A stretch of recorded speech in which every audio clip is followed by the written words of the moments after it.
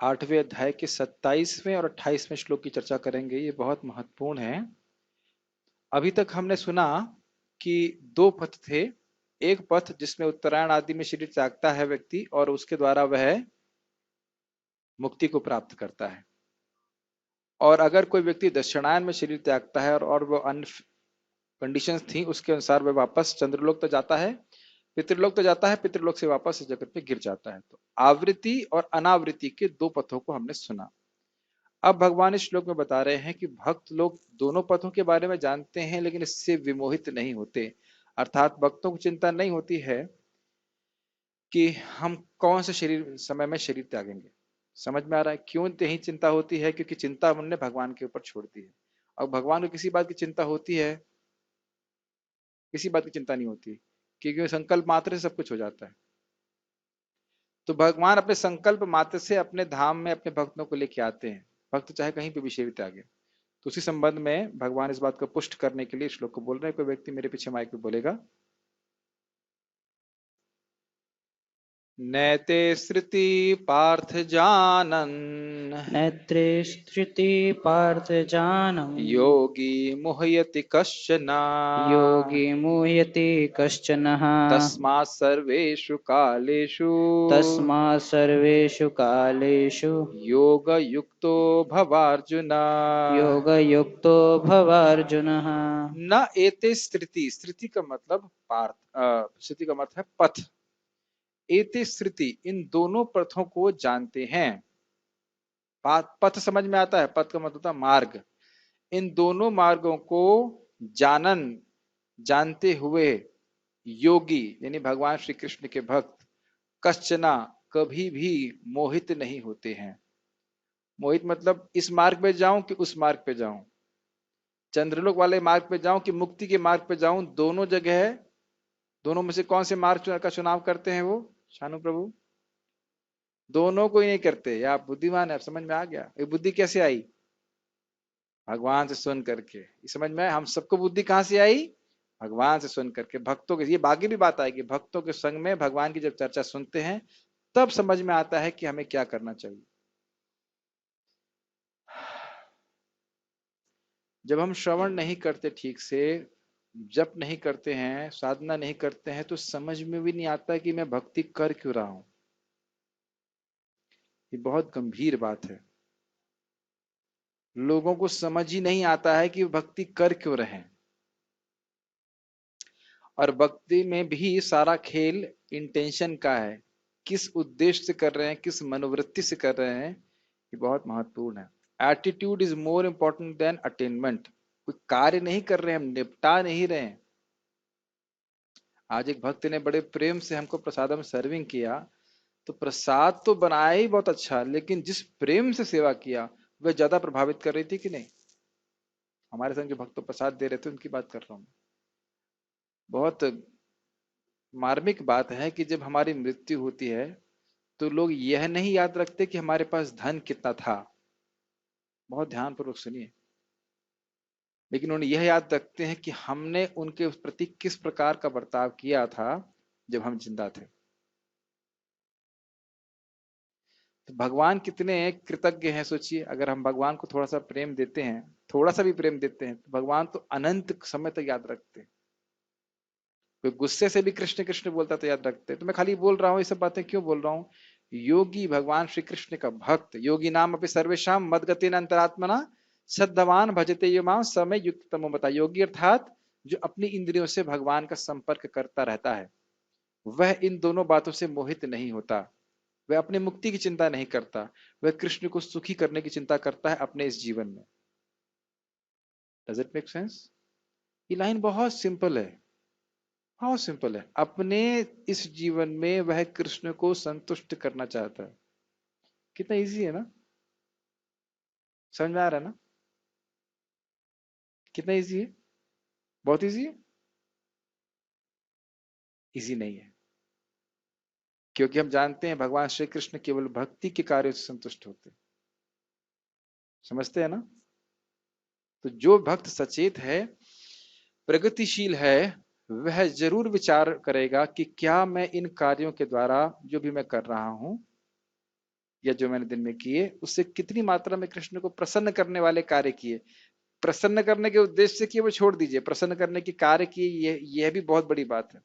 करते समय भक्ति में संलग्न रहा तो इस प्रकार से मोह नष्ट हो जाता है। वह इन सब साधनों के चक्कर में नहीं पड़ता है जो इन दोनों मार्गों पर निर्भर करते हैं। समझ में आ रहा है? इसलिए बोल रहे हैं तस्मात् सर्वेषु कालेषु।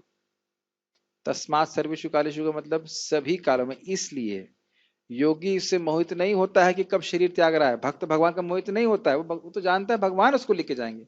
तेषाम अहम समुद्रता मृत संसार सागरात भवामि न चिरात पार्था मैया वेशित चेतसाम। जिनकी चेतना मुझ में लगी रहती है उनको संसार चक्र से, संसार सागर से मैं स्वयं निकालता हूँ। कहाँ गया आपका धूम्र का देश देवता, कहाँ गया उसका अधिष्ठाता देवता, क्या कहते चंद्रलोक, कुछ नहीं। भगवान स्वयं आकर के भक्त को लेके जाते हैं। किसके? मैयावेशित चेतसाम, जिनकी चेतना मुझ में आविष्ट रहती है। जिनकी चेतना आविष्ट रहती है अर्थात जो अपने कर्मों को लगातार भगवान को समर्पित करते रहते हैं। केवल चेतना का मतलब ये नहीं कि ऐसे बैठे हुए और कुछ नहीं कर रहे। समझ रहे हैं?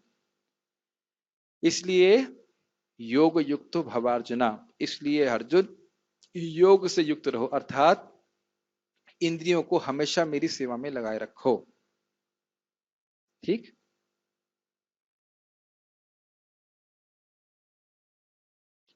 हे अर्जुन, यद्यपि भक्तगण इन दोनों मार्गों को जानते हैं किंतु वह मोहग्रस्त नहीं होते। आप दोनों मार्ग को जानते हैं कि नहीं? तो आप मोहग्रस्त हो रहे हैं। नहीं, क्या करना जाकर? यहाँ जिसको जाना चाहे, जो स्वर्ग जाना चाहता है वो स्वर्ग जाए, जो ब्रह्म में जाना चाहता है वो ब्रह्म में जाए। हम तो भगवान कृष्ण के पास जाना चाहते हैं, उनकी सेवा करना चाहते हैं। अतः तुम भक्ति में सदैव स्थिर रहो। और स्थिर कैसे रहेंगे? एक इंटरेस्टिंग बात है। मोहित कैसे हो जाते? अगर उसके गुणगान सुनते। अगर हम लोग इंटरनेशनल सोसाइटी फॉर स्वर्ग कॉन्शियसनेस में होते और सबको यही बताते कि भाई स्वर्ग जाना ही जीवन का लक्ष्य है, तो आश्चर्यचकित रूप से आप उसको सुनने के बाद यही मानते कि स्वर्ग जाना ही जीवन का लक्ष्य है। श्रवण उससे कहीं अधिक शक्तिशाली जितना हम सोचते हैं। और भक्ति छोड़ करके कोई व्यक्ति दुनिया की बातें करने लग जाए कि मुझे आईएएस ऑफिसर बनना है, ये बनना है, वो बनना है, तो हमने ऐसा भी देखा है कि भक्त भ्रमित हो जाते हैं और भोग की चीजों के पीछे भागने लगते हैं श्रवण के माध्यम से, गलत संग के द्वारा। तो मोह कैसे नष्ट होता है? अर्जुन का मोह कैसे नष्ट हुआ? भगवान से सुन करके। इसीलिए प्रभुपाद जी कहते हैं श्रवण आधार है भक्ति का। इन दोनों, गीता भूषण टीका, इन दोनों पथों का ठीक ठीक ज्ञान होने से, अर्थात यह समझने से कि प्रकाश का पथ मुक्त कराता है और धूम्र का पथ आवृत्ति कराता है, मेरा भक्त मोहित नहीं होता है। मतलब अब वह प्रकाश के पथ के बारे में चिंता नहीं करता कि कब मरेगा, और चंद्रलोक जाकर के भोग करने के बारे में भी वह नहीं सोचता है। वह कर्मयोग आदि की आवश्यकता में श्रद्धा नहीं रखता। मतलब उसको ये नहीं सोचता कि अब मुझे अपने हृदय की शुद्धिकरण के लिए कर्मयोग करने की जरूरत है। जो धूम्र के पथ पर ले जाने वाला होता है, जो व्यक्ति कर्मयोग करता है वह ऊपर के लोकों में जाता है। वह समाधि में स्थित रहता है ताकि वह दोबारा लौट कर ना आ सके। समाधि में स्थित रहता है अर्थात अपने इंद्रियों को, अपने मन को हमेशा भगवान की सेवा में लगाए रहता है किसी न किसी रूप से। समाधि करती नहीं कि एक जगह बैठ गया और कुछ नहीं कर रहा। अर्जुन समाधि में थे जब युद्ध कर रहे थे या नहीं? उत्तर स्पष्ट है, वो युद्ध करते हुए भी समाधि में थे कि उनकी धी यानी बुद्धि जो थी वह सम्यक रूप से भगवान कृष्ण की सेवा में लगी हुई थी। इसे प्रभुपाद कहते हैं प्रैक्टिकल समाधि। तात्पर्य पढ़िए अनुपम कृष्ण को। यस प्रभु। देखिए श्लोक फिर वापस देखते हैं। श्लोक में कुछ न एते स्थिति, न एति का अर्थ क्या हो गया? इन दोनों मार्गों को। स्थिति मतलब होता है मार्ग। हे पार्थ, एक योगी जानता है कि दोनों पथ हैं, मुक्ति का पथ है और प्रवृत्ति का पथ है, बार बार आने का पथ है, लेकिन वो मोहित नहीं होता। मतलब उन दोनों पथों पे वह सोचता नहीं कि मुझे कौन से पथ पे जाना है, वो दोनों ही पथों पे नहीं जाना चाहता। तस्मात् सर्वेषु कालेषु योग युक्त भवार्जुन, यह समझते हुए कि जो भगवान श्री कृष्ण का भक्त है वह भगवान की कृपा से भगवान को प्राप्त करता है, वह इन दोनों मार्गों के बारे में चुनाव करने के लिए नहीं सोचता। वो भगवान की भक्ति करता है, जानता है भगवान की भक्ति की वजह से, भगवान की व्यवस्था से मैं भगवान के पास चला जाऊं।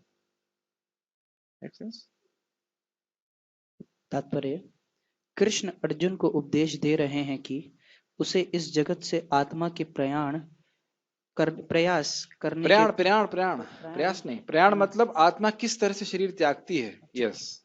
प्रयाण करने के विभिन्न मार्गों को सुनकर विचलित नहीं होना चाहिए। हाँ, विचलित मतलब अब मैं कब मरूंगा।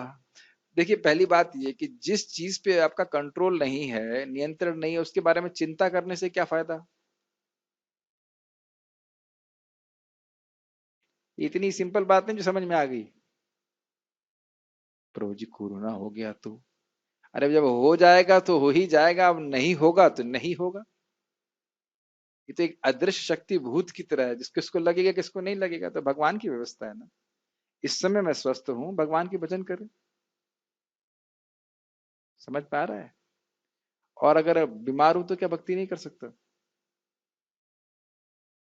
अगर हम सेवा भावना के प्रति आसक्त हैं, न कि सेवा के प्रति, तो हम किसी भी अवस्था में भगवान की सेवा कर सकते हैं। समझ में आ रही बात।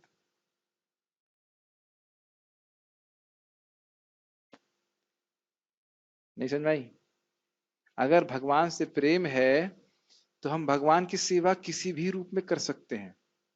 आज जैसे कर पा रहे हैं, स्वस्थ हैं, जरूरी नहीं है कि हम हमेशा कर पाएंगे। लेकिन सेवा करना चाहते हैं तो हम कर सकते हैं। भगवान के बारे में पढ़ने से सेवा हो जाती है, भगवान के बारे में सुनने से उनकी सेवा हो जाती है, प्रसाद ग्रहण करने से सेवा हो जाती है, जप करने से सेवा हो सकती है। सेवा तो किसी तरह से हो सकती है। अब हम किसी विशिष्ट सेवा को करने के लिए आसक्त हैं तो हो सकता है कठिनाई है, लेकिन सेवा की भावना है तो वह तो किसी भी तरह से प्रकट हो सकती है। मेरी बात समझ रहे हैं? तो भक्त लोग विचलित नहीं होते कि मैं कब मरूंगा, कहाँ मरूंगा, क्या होगा। उसकी चिंता करने के बजाय ये सोचिए कि मैं कैसे कृष्ण को संतुष्ट कर सकता हूँ। पढ़िए। भगवत भक्त को इसकी चिंता नहीं होनी चाहिए कि वह स्वेच्छा से मरेगा या हाँ, दैववशात। इन दो मार्गों में कठिनाई थी कि अगर व्यक्ति योगी पूर्ण नहीं है तो वह अपनी स्वेच्छा से नहीं मर पाएगा। जब स्वेच्छा से नहीं मर पाएगा तो कब मरेगा ये पता नहीं। तो असंभावना रहती है, मैं मतलब मैं मुक्त होऊंगा कि नहीं होगा। लेकिन भगवान की भक्त चिंता नहीं करते। जिसने सिंसियर, बहुत अच्छी बात है, बहुत सुंदर बात है। भीष्म देव कहते हैं कि भगवान, क्योंकि मैं आपका जीवन भर अविचल भक्त रहा हूं, इसलिए इसलिए मैं जब शरीर त्याग रहा हूं तो आप मेरे सामने। बहुत अच्छी बात है, पकड़ लेना चाहिए, दांत से पकड़ लेना चाहिए। क्योंकि मैं आपका अविचल भक्त रहा हूं, इसलिए मृत्यु के समय अब आप मेरे सामने उपस्थित हैं। भीष्मदेव बोलते हैं कि सारी व्यवस्था की दुष्ट महाराज को मोह हो जाए, उनको भगवान कृष्ण की बात समझ नहीं आई। किसकी व्यवस्था है? भगवान कृष्ण की। फिर कहते हैं आप भीष्म पितामह को तो मानते हैं ना, चलो उनसे समझवा लेता हूं आपको। सारी भगवान की व्यवस्था है। और भीष्म पितामह धर्म पे बोलते बोलते फिर भगवान पे अपने चित्त को लगाकर शरीर त्याग देते हैं। कुछ कहना चाहते हैं प्रभु जी? तो हमें ये शिक्षा ये प्राप्त करनी चाहिए कि अगर हम चाहते हैं कि मृत्यु के समय हम भगवान का स्मरण करें, तो चाहे किसी भी परिस्थिति में, सुखे दुखे भूले ना को, वदने हरि नाम करो रे, गाय गौरा मधुर स्वरे। बहुत सुंदर भजन है। तो सुख आएगा, दुख आएगा, लाभ आएगा, हानि आएगी, मान होगा, अपमान होगा, अविचल भक्ति का मतलब है कि विचलित होने के कारण होने के बाद भी आप विचलित नहीं हुए। समझे? नहीं समझे? विचलित होने के कारण होने आने के बाद भी आप विचलित नहीं हुए, ये अविचल भक्ति है। भगवान में श्रद्धा टूटी नहीं, कभी कंप्लेन नहीं किया भगवान ये दुख क्यों आ रहे जीवन में। अगर ऐसा व्यक्ति करता है तो दाएं बाग वाला श्लोक आप जानते ही हो, मृत्यु के समय स्वयं भगवान उसको लेके जा रही। भागवत से आप पढ़िएगा, बहुत सुंदर है, बहुत अच्छा लगता है ये बात। क्योंकि मैं आपका अविचल भक्त रहा हूं, जीवन भर भक्ति करी है, इसलिए भगवान मृत्यु के समय वो आप सामने उपस्थित है। यस प्रभु। प्रभु जी, हम प्राय देखते हैं कि अगर योगी, आपने कहा कि योगी पूर्ण ना हो तो वो अपनी स्वेच्छा से नहीं मर सकता, वो देववशात मरेगा। हाँ। लेकिन हम देखते हैं प्राय कि अ, बहुत सारे भक्त लोग, सीनियर भक्त लोग, और हम देखिए कि कितने लोग आते हैं हमारे इस वृंदावन में और कार्तिक में शरीर छोड़ते हैं।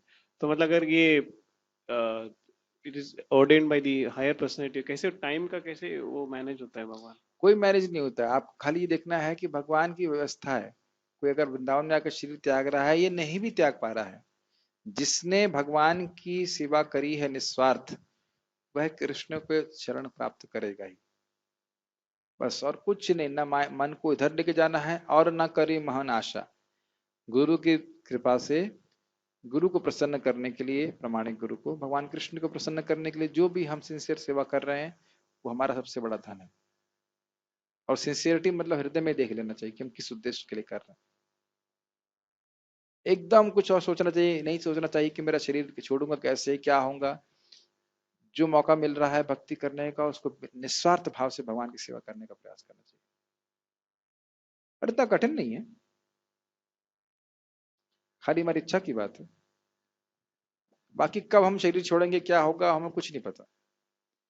बाकी भक्तों का तो हम कृपा ऐसे देखते हैं। एक भक्त थे सुरभि प्रभु, जो मंदिर का डिजाइन किए थे और मंदिर के निर्माण में मदद किए थे। वो 30-40 साल भक्ति से दूर रहे और अंत में एकदम उनको मालूम चला कैंसर है, फिर वृंदावन में आया, शरीर त्याग दिया जापान से। प्रभुपाद जी के एक सेवक हैं, क्या नाम है उनका, मोटे से प्रभु, ब्रह्मानंद प्रभु। तो प्रभुपाद अमेरिका में थे तो वो उन बीमार पड़ गए थे, उनको अस्पताल लेके गए थे। तो वो अस्पताल में इंजेक्शन और इतनी क्या क्या लगा रहे थे। प्रभुपाद कहते हैं मुझे नहीं सब चाहिए। तो वो प्रभुपाद जी को अपनी गोदी में उठा करके बाहर लेके आए। तो प्रभुपाद जी ने कहा कि तुमने मेरा अस्पताल से उद्धार किया है, तुमको मरते समय अस्पताल नहीं देखना पड़ेगा। और जब उनका शरीर त्यागने के समय आ रहा था तो बात चल ही रही थी कि उनको अस्पताल एडमिट किया जाएगा। वो हॉस्पिस भी नहीं पहुंचे, घर में शरीर त्याग, हॉस्पिस तक नहीं पहुंचे, हॉस्पिटल छोड़ दीजिए। एक शिला प्रभुपाद जैसे महान भक्त की सेवा करने वाले व्यक्ति को, भगवान की सेवा निस्वार्थ भाव से सेवा करने वाले व्यक्ति को कितने कृतज्ञ हैं, बस उन पे छोड़ देना चाहिए कि हम सेवा कर रहे हैं, वो देख रहे हैं। और जब मौका आएगा तो भगवान ध्यान रखेंगे। एक भक्त बहुत अच्छा बोल रहे थे, गुणान्नवा प्रभु, बड़ा भाव आ जाता है बोलते समय, लेकिन मैं प्रयास करूंगा कि भावुक ना हो। लेकिन कह रहे थे कि जब भक्त शरीर छोड़ेगा तो कृष्ण बलराम खड़े नहीं रहेंगे। मैं पढ़ूंगा इसको, बहुत मैं इमोशनल हो जाता। जिसने पूरी सेवा करी है वो कभी कृष्ण बलराम साइड में नहीं खड़े रहेंगे कि इस मरने दो उसको। नहीं, पढ़िए भक्त को कृष्ण भावनामृत में, भक्त को कृष्ण भावनामृत में दृढ़ता पूर्वक स्थित रहकर हरे कृष्ण का जप करना चाहिए। उसे यह जान लेना चाहिए कि इन दोनों मार्गों में से किसी की भी चिंता करना कष्टदायक है। हम लोग कभी कभी सामान्य सी सेवा को महत्व नहीं देते। जैसे गार्डन की सेवा जो चल रही है, क्या एक कुंज सेवा नहीं है?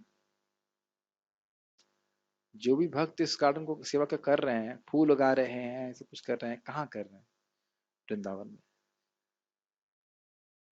और गोलोक वृंदावन में जो गोपियां हैं, मंजरियां, वो क्या करती हैं? इसी प्रकार से भगवान की सेवा के लिए सजाती हैं कि नहीं सजाती?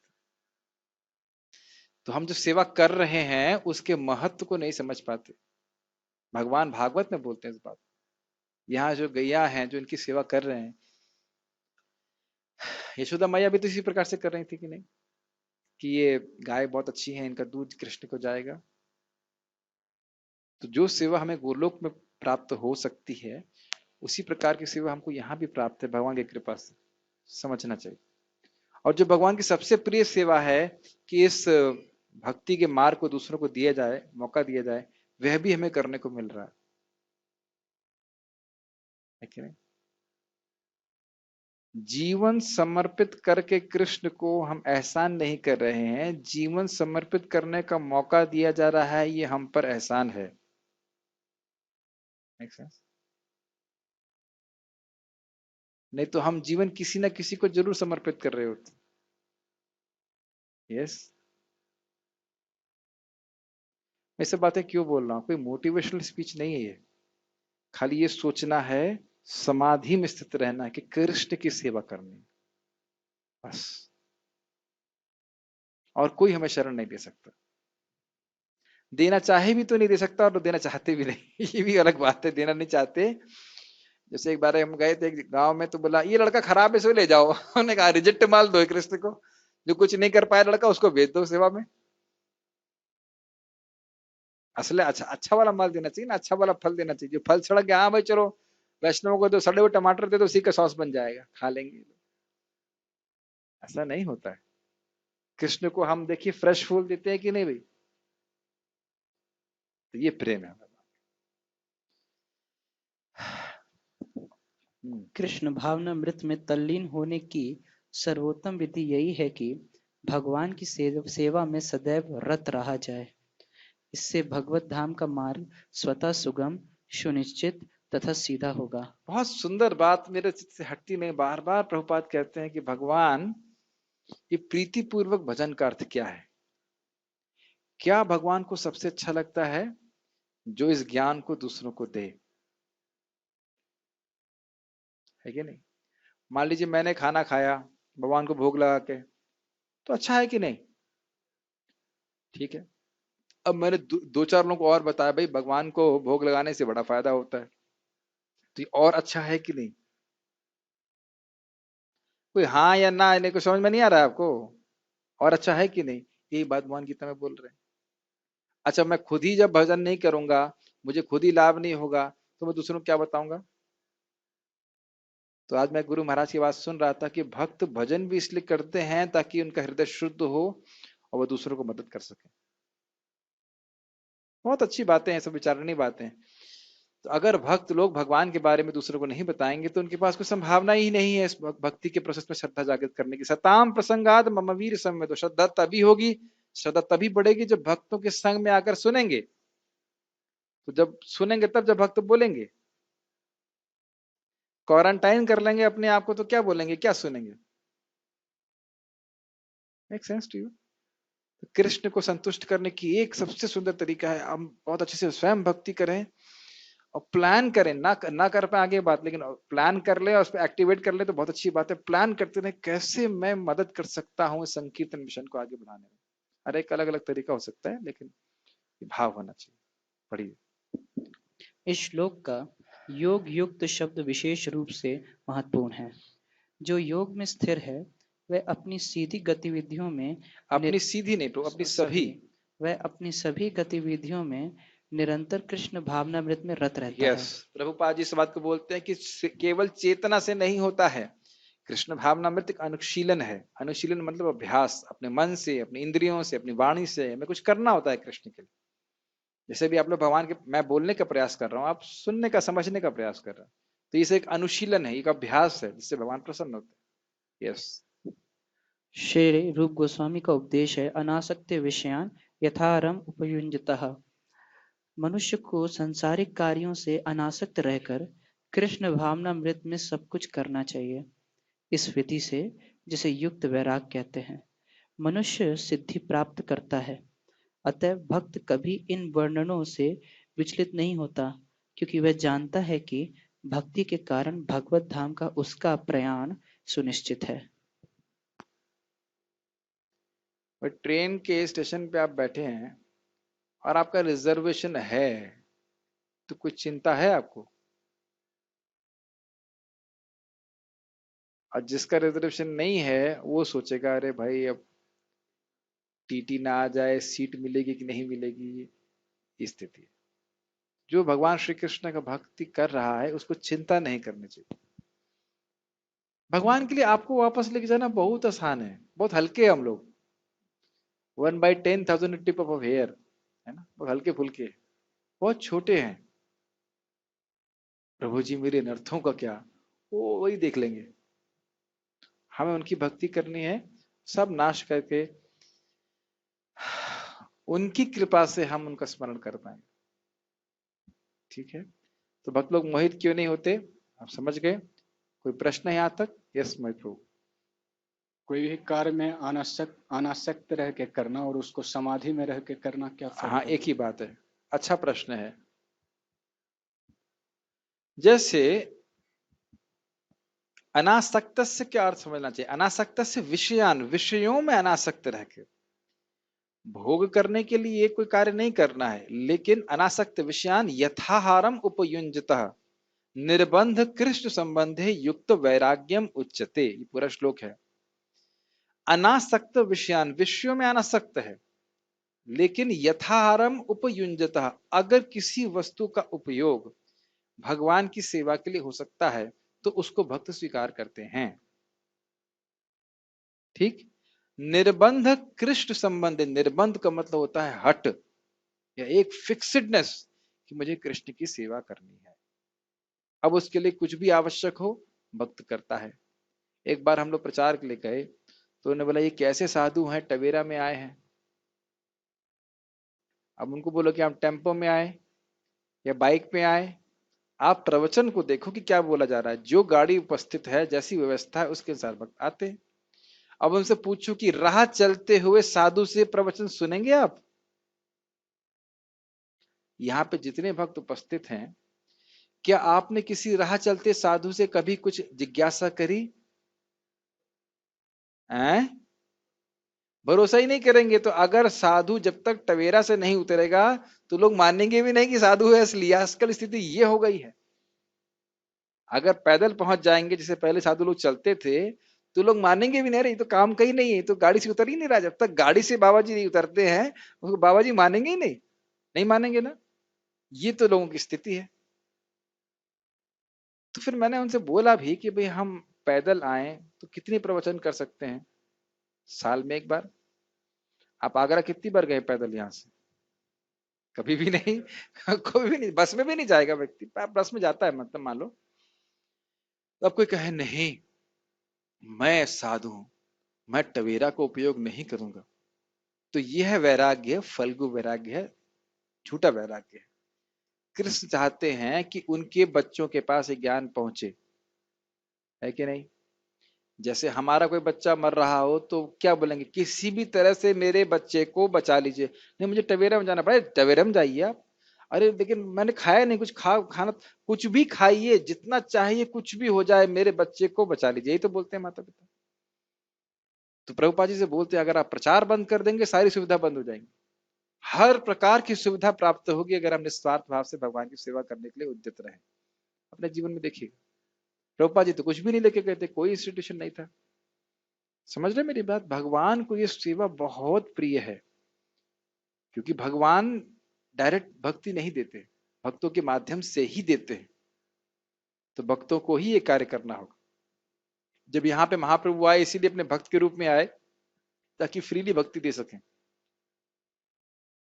कृपा भगवान की ही है लेकिन भक्त के माध्यम से ही देते हैं, इसीलिए बोल रहे हैं महत सेवा। ठीक है, तो भक्त को बड़ा क्लियर होना चाहिए, वो स्वयं भक्ति करे और अन्यों को भक्ति करने का मौका दे। भगवान उससे प्रसन्न होंगे, जब वो चाहेंगे अपने आप आपको अपने धाम बुला के ले जाएंगे। चिंता करने की जरूरत, कौन से मार्ग में जाएंगे, कब मरेंगे, कहाँ मरेंगे, वो सब चिंता करने की जरूरत है। चिंता किसकी करनी है? कैसे जो मेरे पास जीवन बाकी है, शक्ति बाकी है, उसका उपयोग मैं भगवान की सेवा के लिए कर सकूं। Is it clear? समाधि में रहकर मतलब भगवान की समाधि सेवा मतलब अब उसकी बुद्धि कहीं और नहीं जा रही है कि वो मैं क्या करूं कि मुक्त हो जाऊं। मुक्ति करने के लिए और कोई प्रयास करने की जरूरत नहीं, उसकी बुद्धि एकदम फिक्स है, मैं कृष्ण का हूं, कृष्ण के लिए कृष्ण का भजन करूंगा। फिनिश।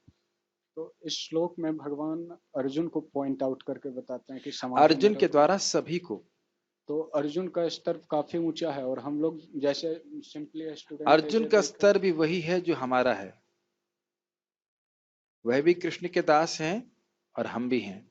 वो अलग बात है कि उन्हें हमेशा याद रहता है और हम भूले हुए। अर्जुन शुद्ध भक्त है। शुद्ध भक्त का मतलब क्या है? वह समझ लिए हैं कि मैं भगवान का दास हूं, समझे रहते हैं, कभी भूलते नहीं, इसलिए नित्य मुक्त हैं। हम भी भगवान के दास हैं, उनसे भिन्न नहीं हैं, लेकिन हम लोग इसलिए निम्न अवस्था में हैं, नीचे गिरे हुए हैं, क्योंकि बहिर्मुख हैं। देखिए भगवान जब कोई उपाय बता रहे हैं तो ऐसा उपाय नहीं बता रहे हैं कि आप कर ही ना सको। कह रहे हरे कृष्ण मंत्र जब से तुम मुक्त हो जाओगे, तो अब ऐसा हरे कृष्ण मंत्र नहीं कर पा रहे हैं आप? बोलिए माइक पे, जप रहे हैं। बोलिए हरे कृष्ण मंत्र क्या है? हरे कृष्ण कृष्ण कृष्ण हरे हरे, हरे राम राम राम हरे हरे। हाँ, तो भगवान आपको बोले कि आप ध्यान कीजिए। क्या बोले आपको? कीर्तन करने के लिए बोल रहे हैं, बोलने के लिए बोल रहे हैं? बोले हैं बोल पा रहे हैं ना आप? कोई कठिनाई बोलने में? कोई कठिनाई नहीं। तो भगवान कहें भाई हम तो हरे कृष्णा कैसे बोलेंगे, कैसे भगवान के धाम जाएंगे? वह चिंता नहीं करनी है, भगवान ने जो उपाय बताया उसको करना है। देखिए और भगवान हर युग के हिसाब से उपाय बताते हैं ताकि उसे किया जा सके, और वह कार्य करता है। बातें समझ में आ रही है कि नहीं?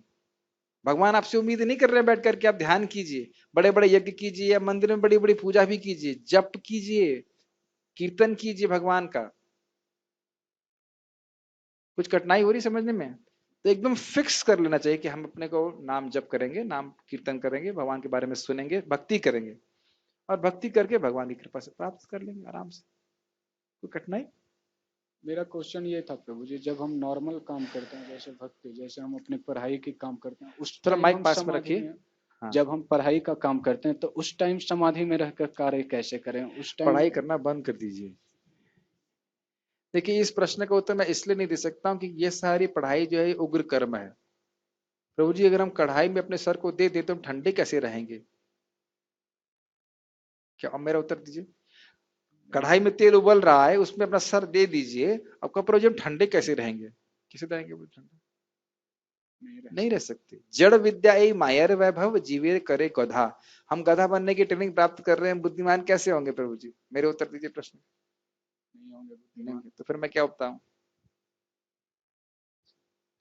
पहले की जो एजुकेशन होती थी वे वर्णाश्रम के अनुसार, कोई वैश्य है तो वैश्य बन जाओ। जैसे मान लीजिए आपके पिताजी सुनार हैं, अगर आप कुछ भी नहीं पढ़ते तो रोटी चलती कि नहीं चलती बताइए? तो बिल्कुल चलती।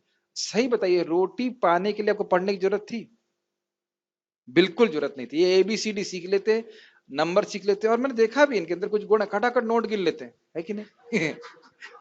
नहीं नहीं, स्वाभाविक है, ये स्वाभाविक है, मेरे से नहीं गिने जाते। मुझे आप 1000 घर 10 नोट देंगे तो हमें गिनते में बड़ा कठिनाई होगी, बस खट खट खट खट गिन लेते हैं। इनके अंदर भी गुण है। ये एजुकेशन थी, ये सही एजुकेशन है, ये मटेरियल एजुकेशन है, फिर भी सही है। अगर सुनार का बेटा है, सुनार बने, आराम से रोटी खाए। अभी तो सबको मैं कहूँ आपको भी सुनार बनना है, इनको भी सुनार बनना है, इनको भी सुनार बनना है, उनको भी सुनार बनना है। ये तो ये एजुकेशन है, मूर्खों की एजुकेशन। आप इंडिपेंडेंट रहते कि नहीं? जब अगर सुनार बन जाते तो बोल नहीं रहा बनने के लिए, जस्ट बोल रहा, इंडिपेंडेंट रहते। इनको क्या ट्रेनिंग दी गई है? जाके तुम शूद्र बनो, सीधी सीधी बात। तो पहले के जो मटेरियल एजुकेशन को मना नहीं किया जा रहा, लेकिन वो जो एजुकेशन थी वह उसके स्वभाव के अनुसार थी, और उसका जीवन भी बढ़िया से चलता था।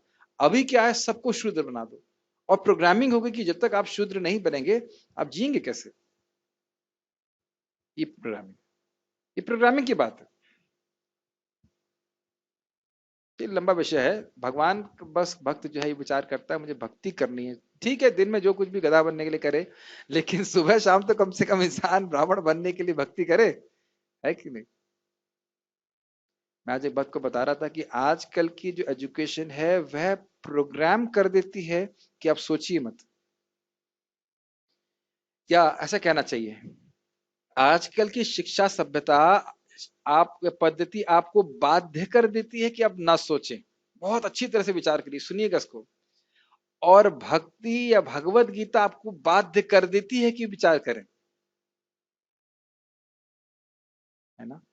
आप विचार नहीं करते कि भाई प्रसादम तो बढ़िया मिल रहा है, रहने की अच्छी व्यवस्था है, हम शादी नहीं करें तो यहाँ रह सकते हैं पूरा जिंदगी। विचार तो आ रहा होगा, भले इस पे हम कार्य करें ना करें, विचार आ रहा है कि नहीं आ रहा है कि हमको इतनी मेहनत करने की क्या जरूरत है? जब घास मिल रही है जंगल में, तो मैं धोबी के गधे की तरह जो इसके पास ना कपड़ा होता है ना बासमती राइस होता है, कुछ भी नहीं, ढोता रहता है खाली बेचारा, मुझे बनने की क्या जरूरत है? और हमारी पढ़ाई पड़ती है तो मैं क्यों करूं? ये इसीलिए भगवत गीता का ज्ञान दूसरों को नहीं दिया जा रहा है कि लोग सोचना चालू कर देंगे, सोचना चालू कर देंगे तो मेहनत नहीं करेंगे, और वास्तविक रूप से मेहनत करने की जरूरत नहीं है, बहुत कम जरूरत है अगर हम भक्ति करना चाहते हैं। Make sense? ठीक। तो भक्त भक्त जो है वो अपनी भक्ति करके भगवान को संतुष्ट करके अपना जीवन यापन कर लेता है, और भगवान के धाम जाने के लिए इस प्रकार से मार्ग उसका सुनिश्चित हो जाता है। अगला श्लोक देखते हैं।